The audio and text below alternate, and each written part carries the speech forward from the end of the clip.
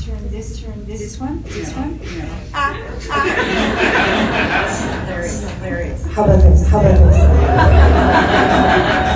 I feel like her. That's okay.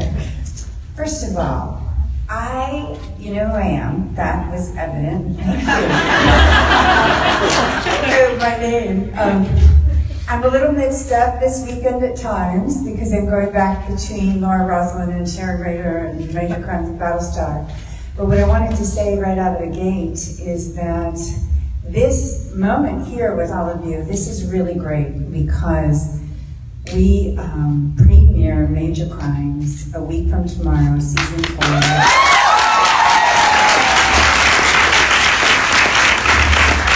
As well, 9 o'clock on TNT. And, you know, there's so many different ways to promote a show, truly. But what I found out about the fans of Major Crimes this year has been profoundly important to me in terms of the future of my work and how we relate to this exchange. Your enthusiasm, your ability to keep coming back to our show, to keep coming back to the Closer Major Crimes franchise, to continue to support James Duff and his creative genius and all of us, and keep people on that set employed for almost 11 years together is outstanding, and I just want to applaud you.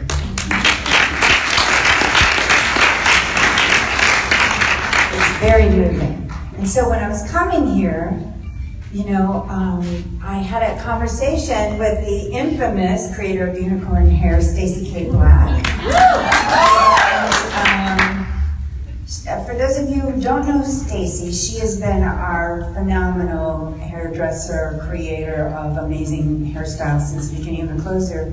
She also is one of the only, I think, woman in Hollywood to transit from hairdresser to director.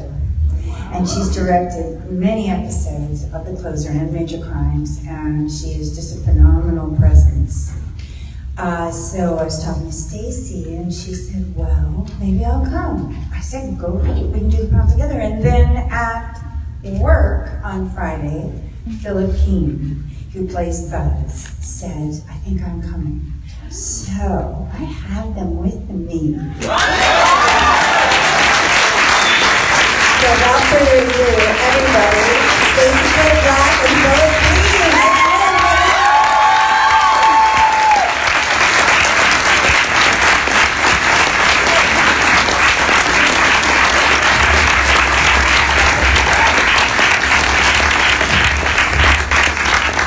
I'm going to stay up here for a second. I like this position. Yeah, I know. It just feels right. And it kind of does, you know what I mean? Part of what I'd love to do is talk a little bit about, and get these guys talking about, a couple of things that James has shared with many of you about this season and its theme, courage. And I just want to ask them a few questions, and then we'll take your questions, because that's always the most phenomenal part of these events. So, courage is kind of the theme of our season 4. And as we all know, courage doesn't exist. It's not necessary if you're not frightened. So courage implies that you're taking a step in a direction towards something that you are afraid to do, and you need courage to do it.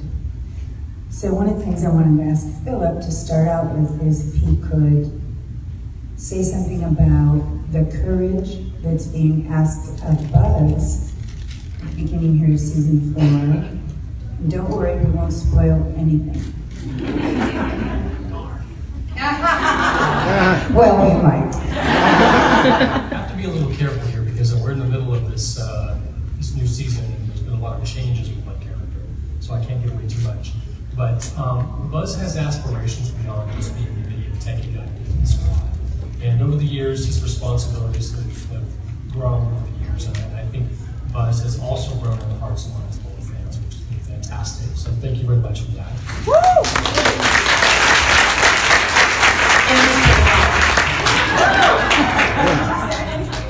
Yeah. Oh my God, so cute.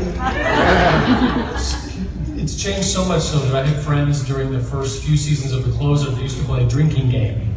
And every time Buzz had a line, they'd take a shot. So by season 4, they really couldn't do that much anymore. So I'm very thankful for that. But Buzz has revealed some sort of horrible things that happened to him in the past about his father and uncle being killed on the way home. And his dreams of becoming a police officer were kind of crushed at that time because his mother was worried about his well-being and his safety. Well, Buzz has found a way around that. He's been participating in what is known as the LAPD reserves. So I liken it a little bit to the National Guard, where it's maybe 1 weekend a month, 2 weeks a year kind of thing. But whenever they need more men on the force, right? Yeah. He gets out there and does his duty, and we're going to see that this year. So can I add that this may be spoiler, but I just don't care. Philip looks so great in a uniform.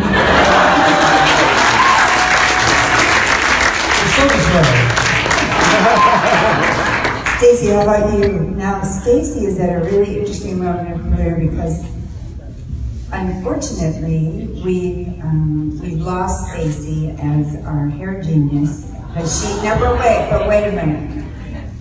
Because Stacey's mustered the courage to step out into the world and become a full-time director as a woman.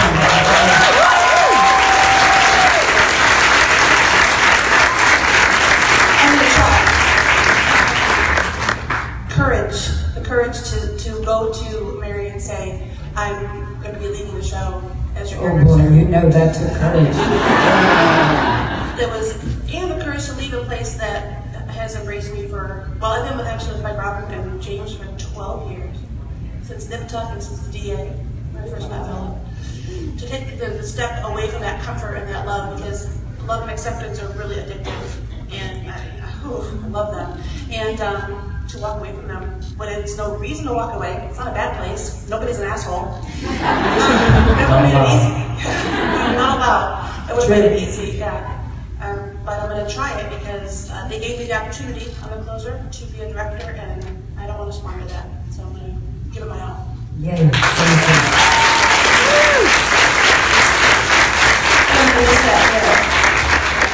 So, I'll just say a little bit about courage too, then we'll take your answers. In for Sharon Rader, what I'm noticing is I'm playing her, and we are about to, what are we on?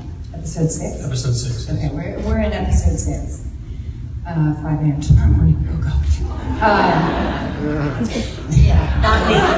I'm just going to keep this makeup on. There's no... It's a good thing you look so close. Yeah, it's a really good idea. I should just keep this makeup on, go to the W Hotel, it'd save hours. Oh well, forget about that. Don't tell Andy. He'll hold you to it. Yeah. So, Sharon Rader, as you know, has been brought into a situation and has grown through it and has developed an amazing relationship with a foster child. And as it would seem to all of us, there seems to be something else that's beginning to tug at her heart. So,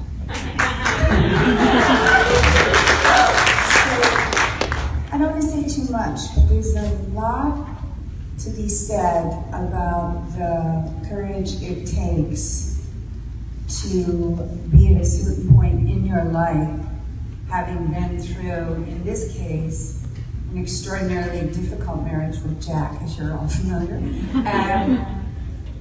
and then start to develop any kind of feelings for someone else. And it takes courage, and that's all I can say.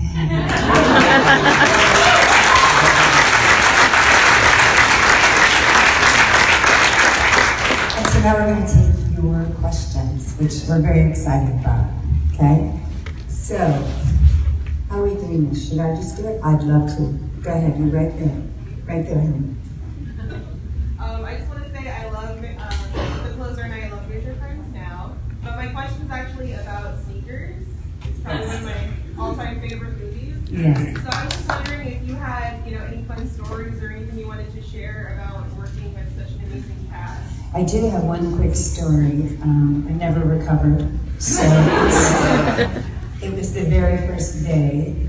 We were doing a table read. As you know what that means, we all sit around the table and read the script for the first rehearsal. And the studio's all there, the networks, everyone's there. Network, it wasn't TV. And my very first line is to look dead on at Robert Redford and say, "We're not getting back together." And I was all prepared. I mean, I had this written down, you know what I mean? I was just gonna rock this thing, I was gonna crush it. And I looked right at him and I went,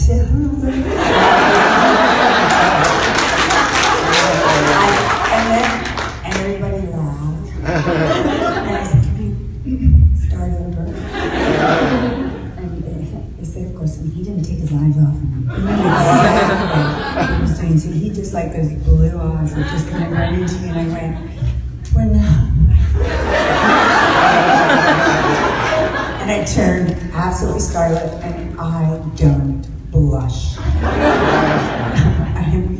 I'm a Taurus. You know what I mean? Took me 3 times. And in the middle of it, he looked at me and he goes, "So Marion, what's going on?"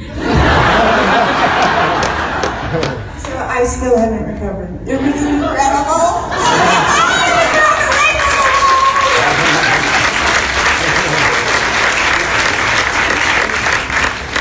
I'm going to try and sit down and see if I can make that one work. And when you, whoops, hold on. How's this? Good. And when you ask your questions, just make sure you give it your full voice, because we don't have mics in the aisles for this one, okay? See, you can actually do math. Here's a role model to look to that's on equal par with other people, other male counterparts in that world. So thank you. That's great. And I just wanted to say that. So she already asked my question. So thank you. No, I'm going to go back and forth because I want to see her face. Stand up real quick. Well, just last year we screened it at USC Film School, and it was the first time I'd seen it on the big screen since it premiered. And I was shocked at what a great role she was. Yeah. You don't always realize when you're playing it where you are in the culture, but she was one of the first who had the same kind of knowledge, if not more, of what was going on with all of that stuff. And I was really impressed by it, so thank you for that. That's very cool. Thank you. Right here. My question is for Stacey. So when James has mentioned that scenes get cut for a lot of different reasons, including technical issues. So when you're in post-production and you're trying to work to put your show together, how does that impact it? Like when you lose a scene, and then how do you work with the continual, making sure the script stays continual even though you've lost that scene? When the director does the director's cut, we don't lose scenes. We cut the show that we've shot. So then, if it's a little bit over, then the producer, being James, will come in and he will make the cuts after the director's cut. So we get to cut the whole show, which is great. We don't have to lose anything. So it's up to somebody else. Way above my pay scale. Well, right now, way above your Yeah, pay give scale. me a minute. Give me a minute. That's truly James having to kill his babies at that point, you know, when it's too long, he has to figure out. But most of the time, our shows, we don't get a lot cut. I was thinking about that Christmas box. That's what you were Oh, the Christmas box. Yeah. There's been a few. What happens? What do we have, 42 minutes? We do. We have 42 minutes to tell an hour story television. It's not even a therapist's hour. But the writers are really good in that they write to the time that we have. So our scripts are only so long, so the amount of things that have to get cut are cut down to a minute. Yeah. Okay, right here. Yes, you. Hi. First of all, as a former family therapist who worked a lot with foster families, thank you for the relationship you're sharing with us. You're welcome, and really and truly, the person to really thank is James Duff, because this has been just an incredibly important story for him. He just got in there with his heart, The you character has been know. allowed to develop slowly and let him sort of process his trauma over time. The writing is beautiful. Thank But you. that's not my question. Okay.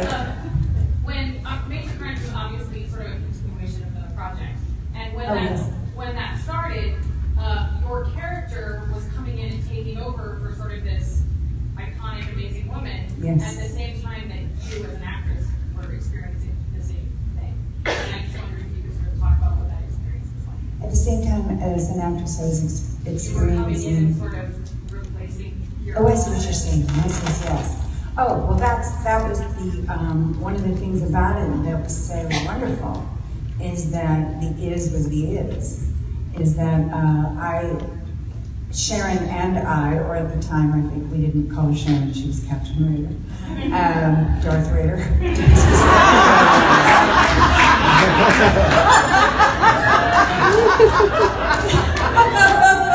I like the way you laugh.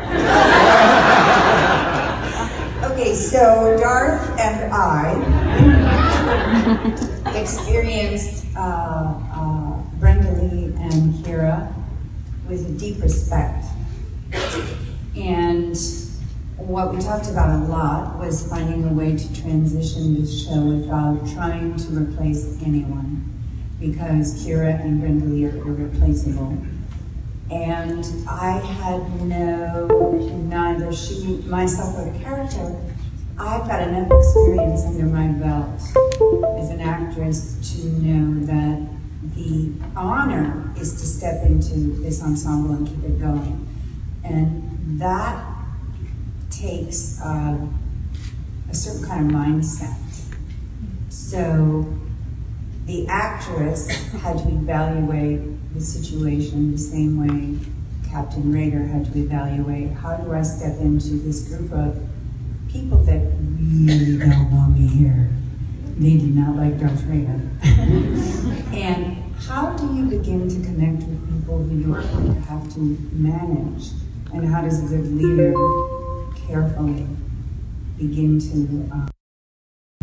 and because James is great at knowing that and recognizing it, as were all the other actors, of course, those moments just slowly evolve where people found themselves trusting her or having a little thing. Like I remember my first couple of moments with Philip where Buzz and Sharon like work together. You know what I mean? And just let it happen. And that's why it worked, I'm convinced, is what you said. You let it happen slowly. Great. Next question right here. I guess a few years ago, when we first started doing our story, we talked about the challenge of not knowing sort of as the character who started to knew what was going to happen, and that was a challenge in this. And I was just curious if you just finished the show and didn't hold on to that.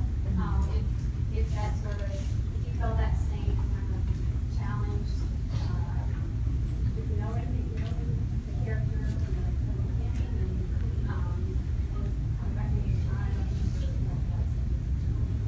Yeah, the question up here is, I just recently did the Cherry Orchard in Philadelphia, and I hadn't done a play since I was on Broadway 17 years ago. And when I came into this world, the world of television and film, I had done plays for a long time. I've been around a while. Don't I look good?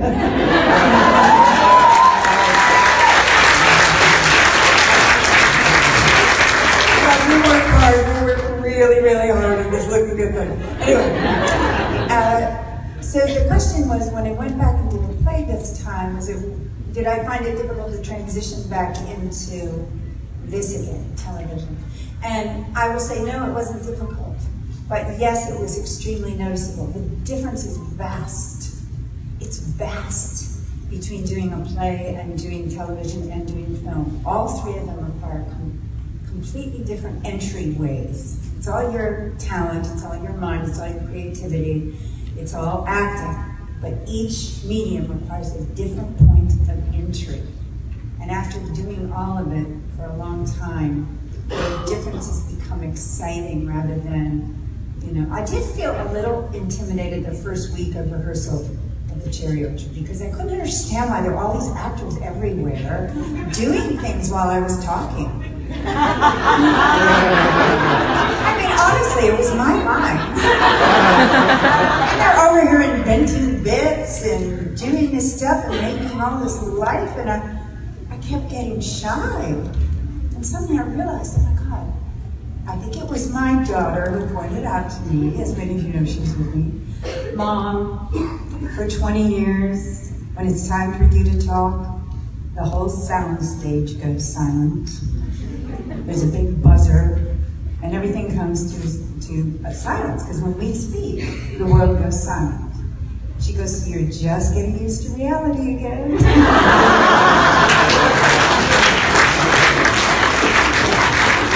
So when she told me what was happening to me, I was fine.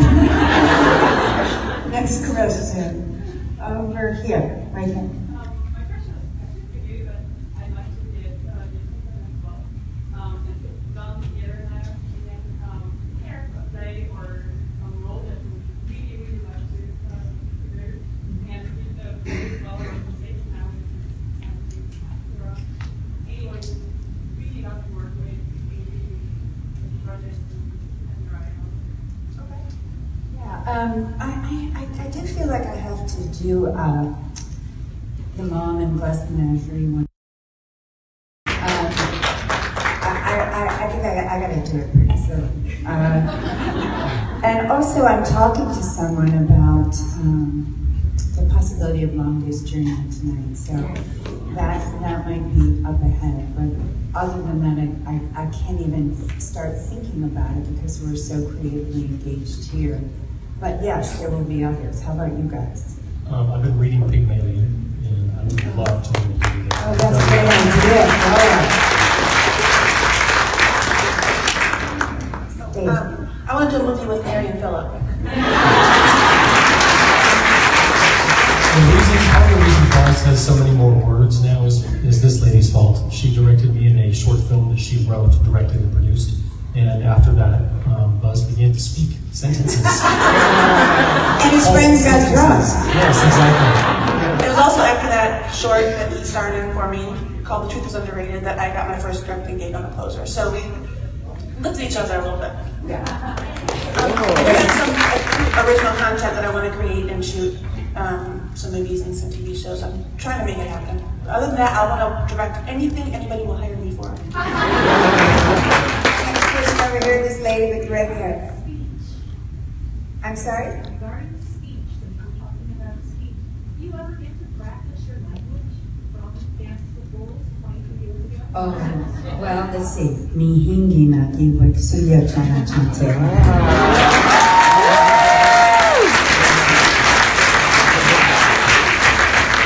I've done it a million times when people ask me because I can remember it, and also because it means my husband, I am missing him, which is true a lot because we travel a lot. No, I don't get to practice it, but let me just take this moment since you brought it to mind. I don't know how many of you have already been to our table and had signed, came and had things signed and stuff, but I thank you from the bottom of my heart because this money is going to Santa Gloria University on the Rosebud Reservation. Many of you know about it, the organization Mary Cares, which is a fan group. They've been raising funds for it, and we're becoming more and more involved in this beautiful situation where there's a university out in the middle. I don't know if any of you have ever been to South Dakota or seen Rosebud or Pine Ridge. They're extraordinarily beautiful, but very isolated.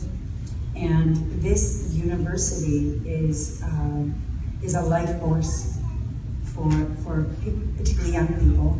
And some of the money that we raised was good. I'm so excited about this, I can't talk. Yeah, speech, maybe we should try it in Lakota. The money that we raised last year with Mary Cares and through my signings and stuff went to them being able to open up a daycare on the campus. And speaking of speech, hire a Lakota teacher for the babies, which in my opinion is maybe the single most important thing they can do at that age, because because that was my whole part in dances. Re-owning one's native, this makes me cry, I'm sorry. No, it's good. Re-owning language after, on some level, being occupied for hundreds of years. Getting back to the roots of your DNA and understanding how to communicate there while you are developing the ability to be in the world and accomplish what needs to be done as you're speaking English and assimilating is so fundamentally important to being on the planet that, you know, I don't know if you guys were at the Battlestar panel that Ed and I did, but a lot of the talk was about, you know, Eddie's famous quote at the UN, there is no race but one, the human race. And not allowing our differences to be connect because we're all the same, and making our differences be a place where we fight because we're not the same is a huge mistake. Empowering these kids has been phenomenally important to all of us, and we're going to continue to raise funds for these people. So thank you for this weekend. Anyway, and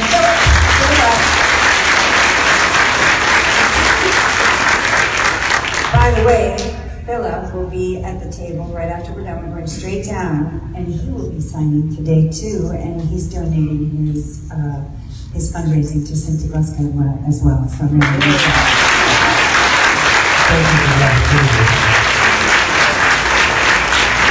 another person, Major Grimes, yes. Yes. But it has to be short because I swore off on it. No, just for today.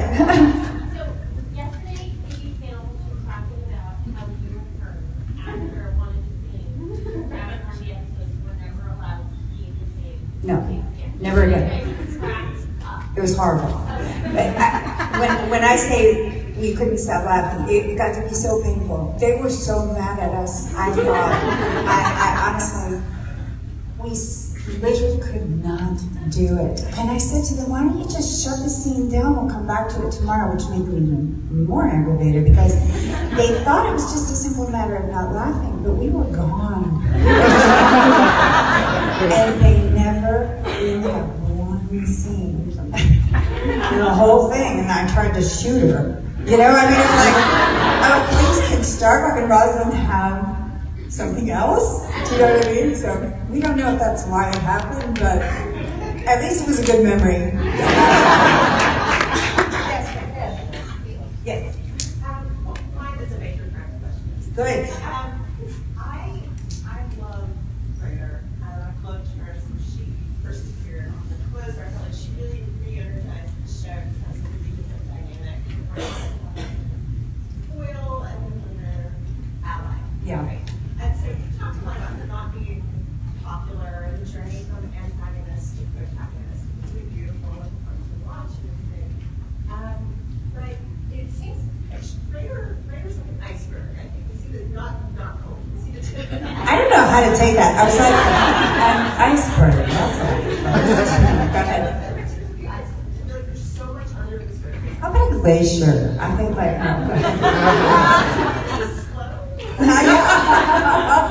Yeah. Yes. So much under the surface. But, Yeah. She's so admirable and she almost wants to do it right.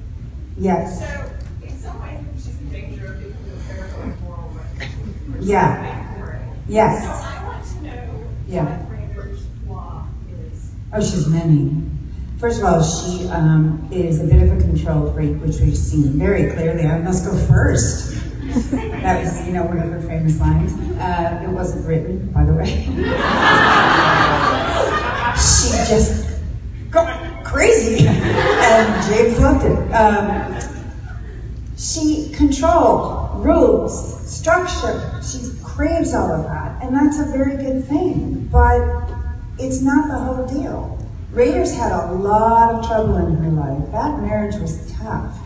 So I say, what I notice is her biggest struggle is she's a very deep feeling woman, but she tries to stay out of there. And I think that, to a certain extent, is a flaw. You know what I mean? We gotta go into our feeling state, we gotta live from there, no matter how it hurts, or no matter how scary it is, you know? So I would say her need to control is a bit of a flaw. What do you think, Phil? I think it's a flaw and a strength at the same time. I mean, mean, she's a bit of a Ronald rule book. I mean, isn't she? Philip, let me ask you, when Raider emerged as Buzz at the beginning, how did you perceive her and how did you translate it?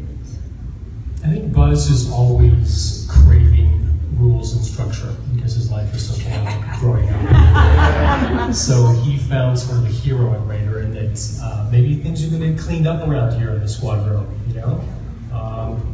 People were kind of pushing the boundaries of the law and things like that, and not necessarily breaking them, but I think he appreciates a good hard line being drawn. Oh, that's great. And Stacey, when you were first directing her, because when I guest closer, it was Stacey's episode that she directed that I got an Emmy nomination for. That was Stacey.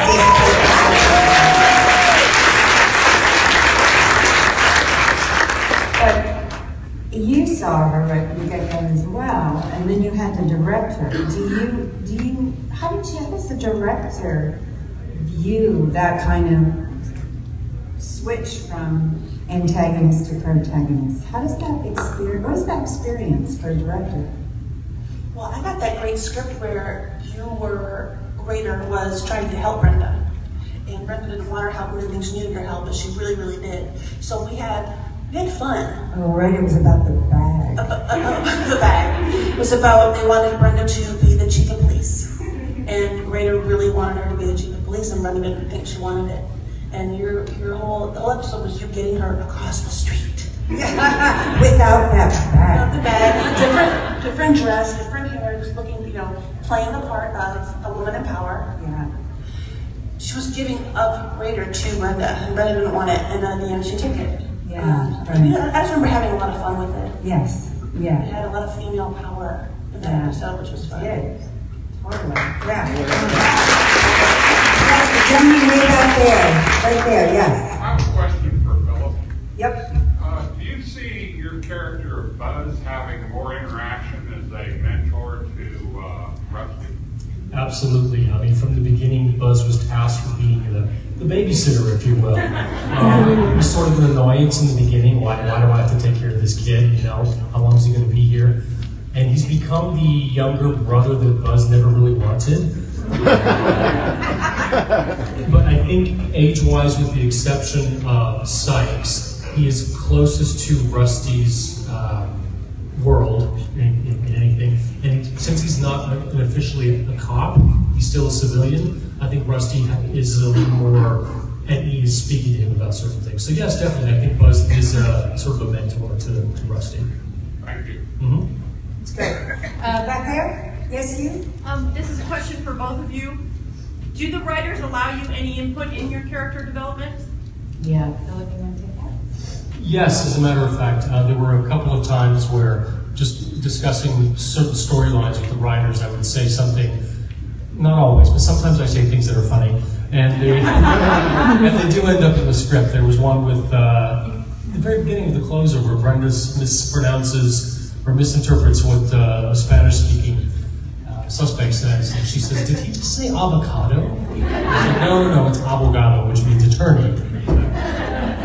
And that is sort of continued in his character, right? Yes, exactly. He's still correcting all those. Yes. It's really beautiful. Buzz is a bit of a pronunciation Nazi.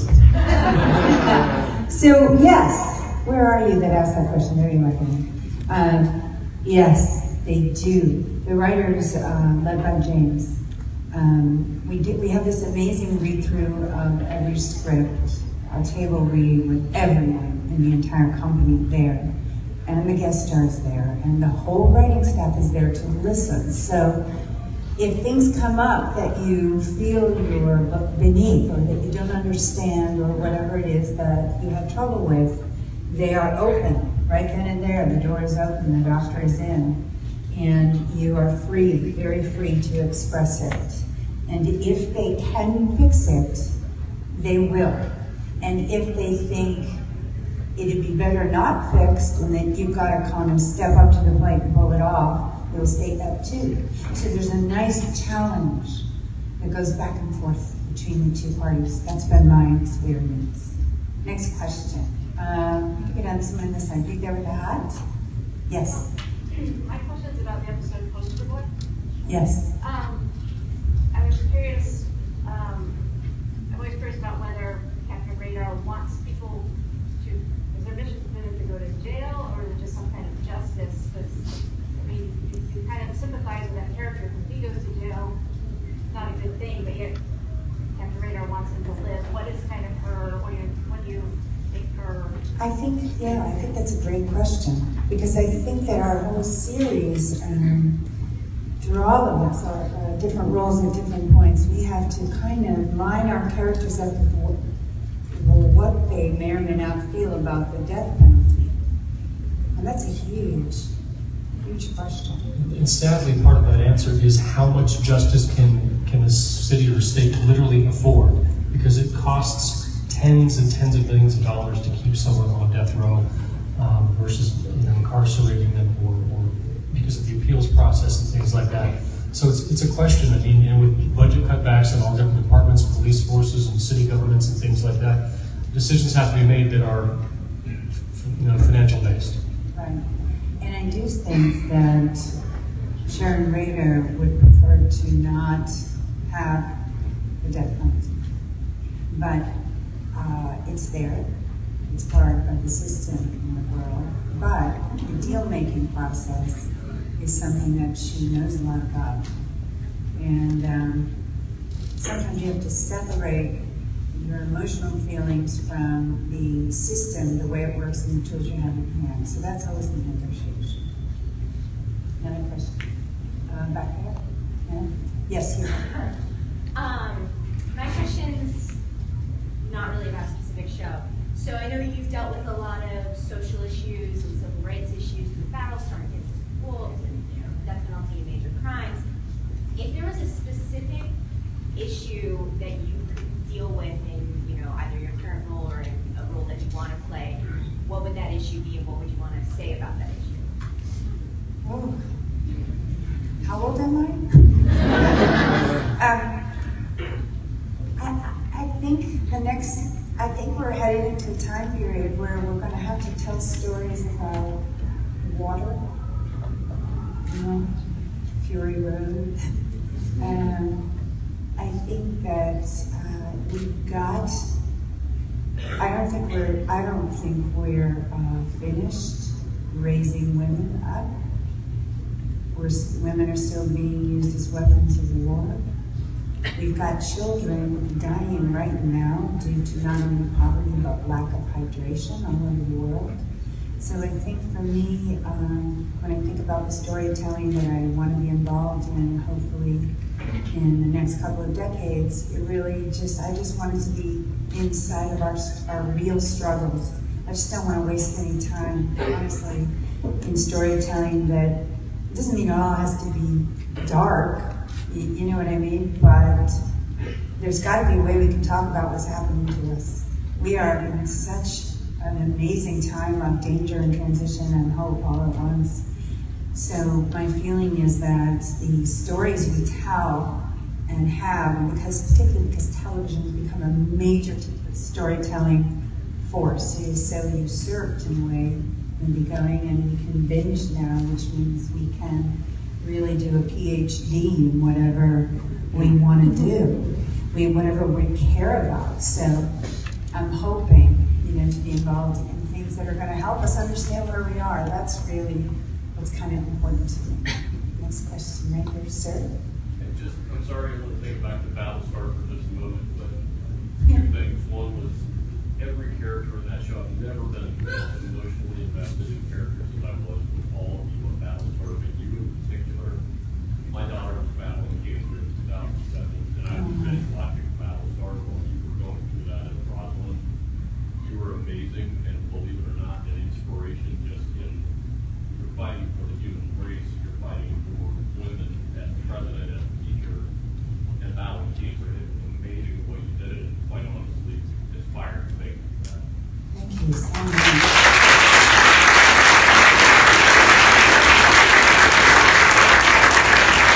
What's your daughter's name? May. And what's the situation? We lost her in the summer of 2009. I'm so sorry, ma'am. And thank you for speaking up. I really appreciate it. Okay. In the memory of May, let's all applaud.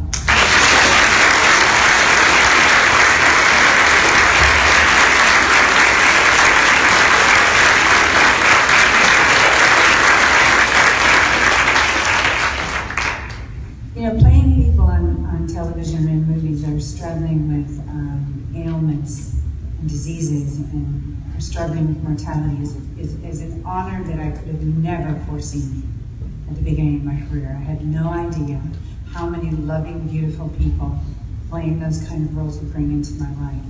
So, although you are all always thanking all of us for that kind of thing, really and truly, the gift is over here as well, because the humility that you are forced to develop, despite your ego, is just extraordinary. So thank you for that.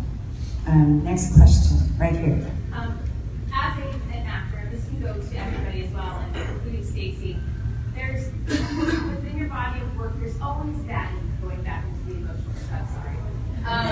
There's that part or that specific scene that, because you're always having to bare your soul and find truth and honesty in every situation as an actor.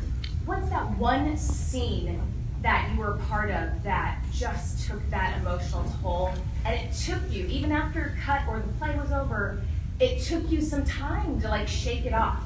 And so when you think about it, you still kind of get that emotional recall back. Go.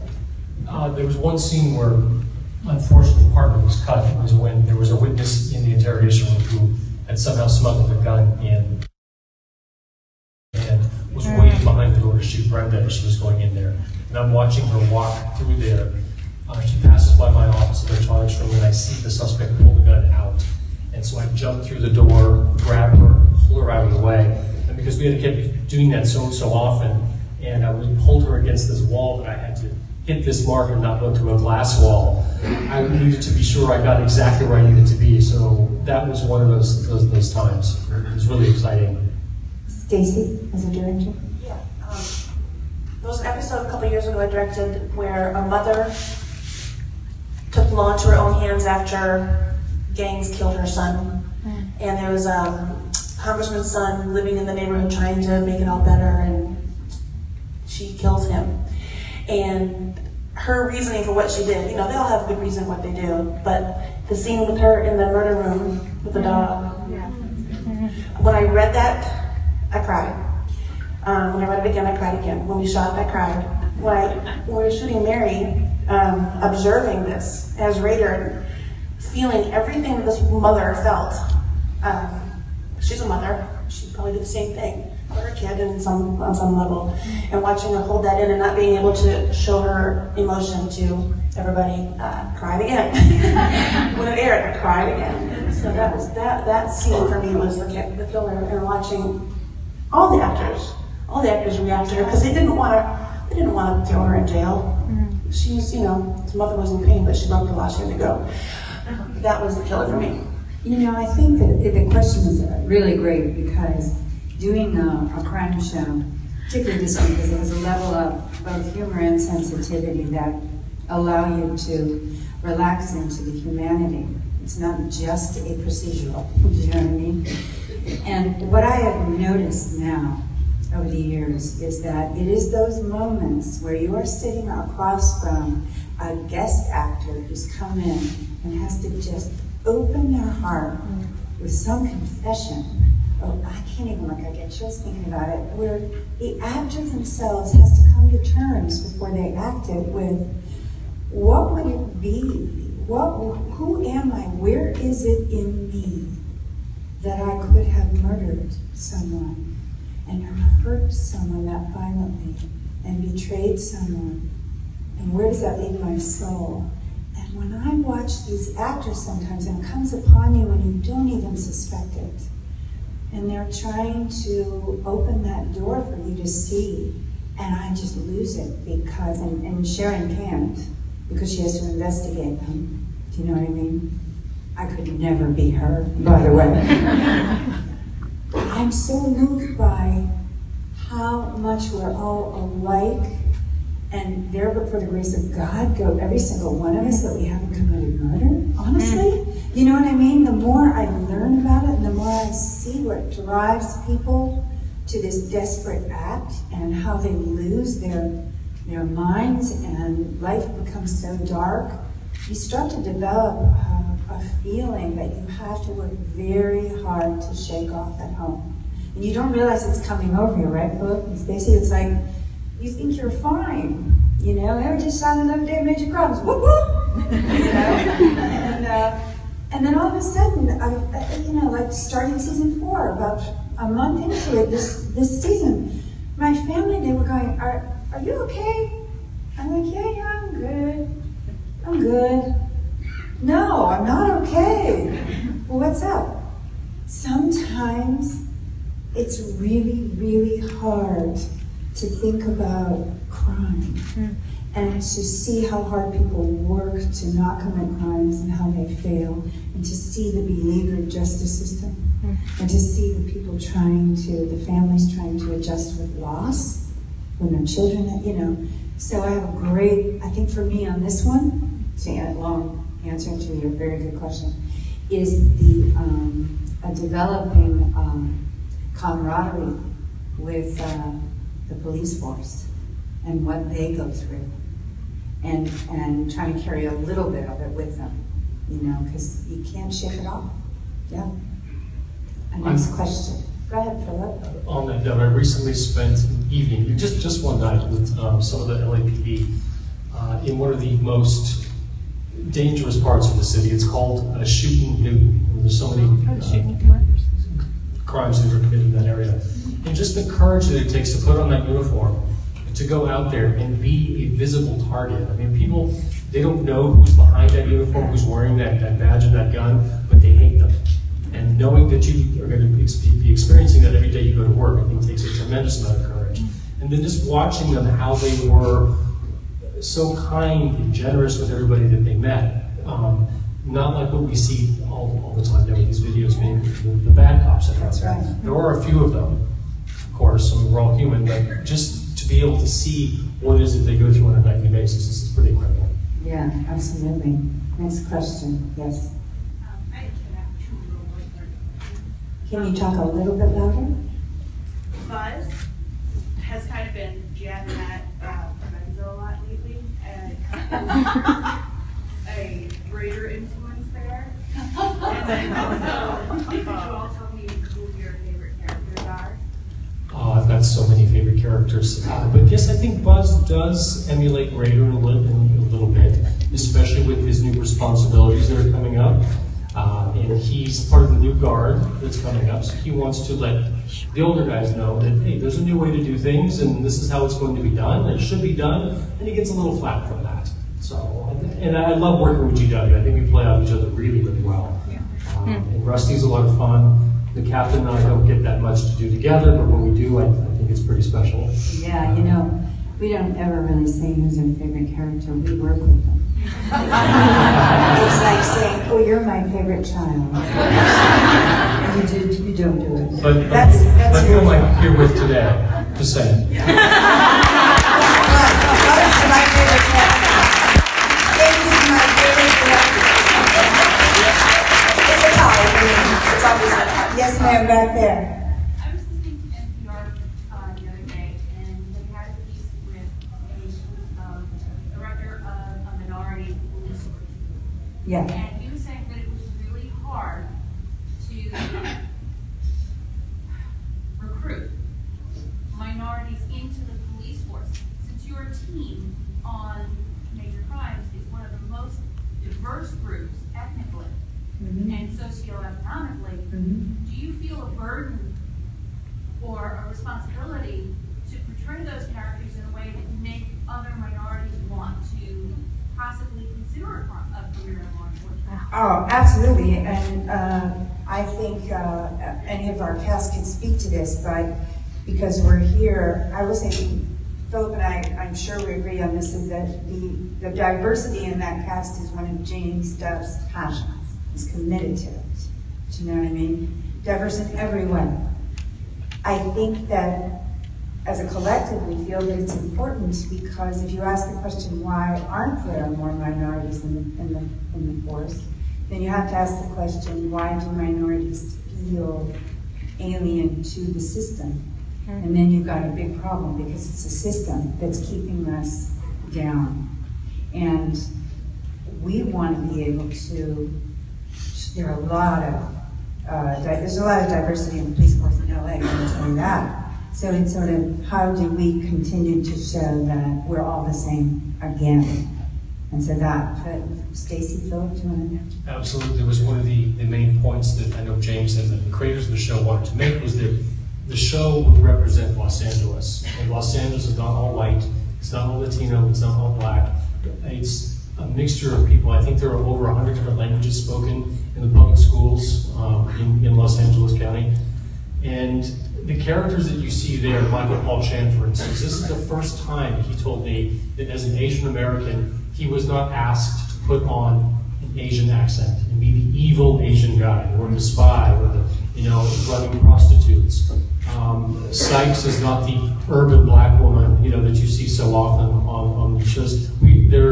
Not that those people don't exist, they do, but everybody is their own person, and race and personal identities have nothing to do with the specifics of those characters. We just happen to be people working together. Another question. I think my question kind of piggybacks onto the last question about diversity. So Major Crimes and The Closer have all been really amazing at showing diversity, especially in terms of gay male characters and transgender characters. And I was wondering about the lack of lesbian or bisexual female characters, and if there's going to be any chance of that kind of happening later in the series. That's been a question that's been brought up quite a bit, and there was a character who appeared for a short time who played opposite Detective Sanchez. And she was a Latina character, and Sanchez was very interested in her until he discovered that she doesn't go that way, So it has been visited. It's just not. It's not something that's been a big presence in the show, but it has been noted and it has been discussed. Another question right here. We've only got about 2 more questions here, so I have to let you ask a question. Because she has on a Green Bay Packers hat. Going back to the episode where Sharon was helping Brenda get across the street. Yeah. She was part of a committee to get women higher up on the force. Yeah. Is she still part of the committee and maybe mentoring Amy to move up? Well, it would be wonderful to see that happen. And maybe get Sharon into the commander position? I know there's a whole movement out there. Make Sharon a commander. And actually that issue does emerge a little bit. I'm not sure where we're headed. This is what I will say. In terms of Amy, oh my God, yeah. Amy should go to the top of the force. There's no doubt about it. I think that what Sharon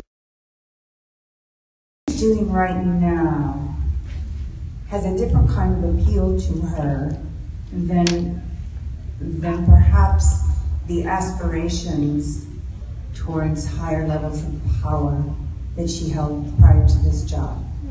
There is something about being closer to the detective work itself that feeds and fulfills the work day.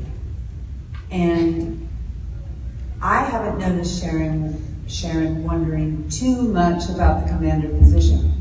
I have to say, though, that once I saw that on Twitter, hey, yeah, how about that? One more question. Oh, God, yes. Yes. I love the humor in the show, and I think that you and the amazing supporting cast just do a wonderful job finding the little moments that you can lighten things up and bring that other level into it. I wanted to know if behind the scenes it's as much fun to work on that show as it appears it would be compared to the other dramas that you see. Well, I don't know, should we tell the truth? You mean like pinning post-it notes on prevents it because he falls asleep during breaks? No, we do laugh a lot. Yes. I mean, the other day, Michael Paul Chan and Kieran, so it was Tao and Sykes and Raider, and it was Raymond, and we had to do a scene where the four of us came together and did some very serious cop dialogue. Forget about it. It was really sack off. I love the tongue twisters they give us. Oh my God! Some of the names. Say Does anybody have any trouble pronouncing names? I mean, yeah. Mehar Sethi. Mehar Sethi. Yes, Say it fast 3 times. Mehar Sethi. Mehar Sethi. What was that one? What was that one? Oh God, I wish Karen was here. She always remembers it. I had that one that had 25 S's She in had it. to do a freezer full of frozen ones one night. Yeah. I said something about the sensibility of this sophomore on the senior year on this bachelor. Just ridiculous. And you can feel the writers. So there is a camaraderie, you know what I mean? There really is, and it's all created at the top. You know what I mean? It comes down from the top, and there's a light force there that Philip knows well. And there's a lot of humor that's written into the show, even though a lot of the subject matter we talk about is pretty dark. I don't know if there are any doctors or nurses in the house here, or anybody in the medical field. You, even just being a school teacher or whatever it might be, there's some pretty horrible things that might happen to you, and you have to laugh. You have to make fun of it. Otherwise, I think you just lose your mind. Gallows humor. Yes. Right? And do we have to stop? Can we have one more question? Go ahead. Can you speak to the impact of women in society and power? How much time do we get? Say it again. Speak to the impact of women in power on society. Well, I just think very quickly, my perception of where we are on the planet is that the feminine, which has been held back for a long time, in whatever form that takes, is finally surfacing as a way to balance destruction, and finally surfacing as an entity of power in its own right, in a balancing kind of way. So if you just think of it as an energy principle, what's happening is that the energy that the feminine can bring to situations that have been classically masculine can allow the masculine to refocus itself as well. So I feel the more women we have who are working face to face with men as we try to survive what's happening on the planet together, the better chance we have at survival. So that's kind of how I feel. Thank you all so much.